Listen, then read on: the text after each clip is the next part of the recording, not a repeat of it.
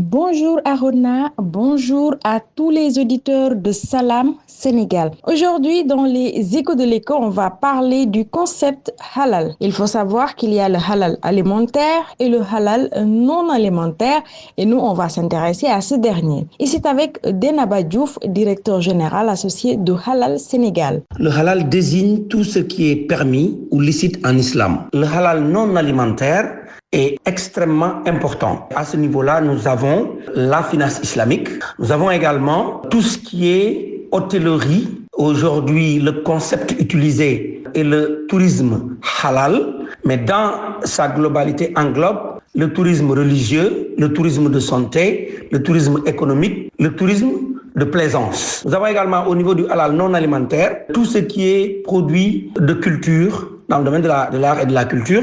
Nous avons également tout ce qui est issu du marché cosmétique. Donc pour le halal, dans sa conceptualisation, il faudrait dire que c'est tout ce qui est permis ou licite en islam en termes de consommation de biens et services. L'importance du halal ne se limite pas aux considérations religieuses. Il faudrait dire que le halal concerne l'économie islamique au niveau mondial. Il représente également des valeurs éthiques et de qualité. Quel est l'impact du halal sur l'importation et l'exportation, mais surtout sur l'économie de manière générale? Élément de réponse avec Denaba Diouf, le directeur général associé de Halal Sénégal. Le secteur halal est un véritable moteur de croissance économique et d'expansion commerciale. Comment? En ouvrant des portes vers les marchés mondiaux du halal, notamment dans les pays à majorité musulmane et aussi en Occident, où la demande pour des produits certifiés halal est en forte croissance. Il permet aux producteurs locaux de diversifier leurs exportations. Alors, ce positionnement stratégique stimule l'économie nationale tout en renforçant la compétitivité des entreprises sénégalaises sur la scène régionale au niveau ouest-africain qui comporte 400 millions de consommateurs, ce qui est extrêmement important. Ça veut dire quoi? Cela veut dire que quand vous œuvrez à ce que les entreprises respectent les normes halal, elles deviennent des entreprises compétitives au niveau national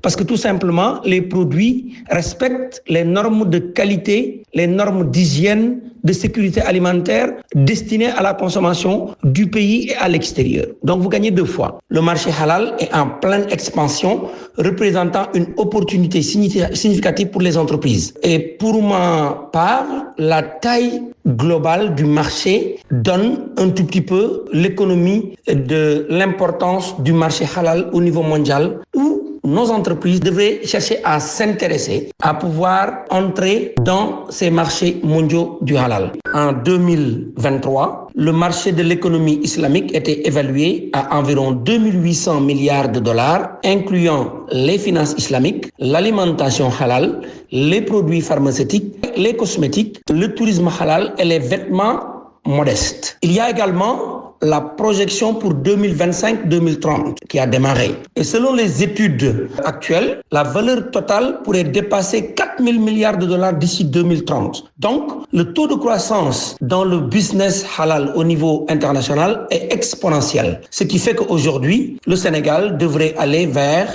une stratégie nationale de mobilisation, de consommation et de production pouvant aider nos entrepreneurs à gagner des marchés dans ce domaine. Voilà Arona, il faut juste préciser qu'il y a une certification halal qui est une garantie de qualité et de conformité répondant aux exigences de la loi islamique. Elle est donc bien plus qu'un simple label. C'était tout pour aujourd'hui. Les échos de l'écho revient la semaine prochaine.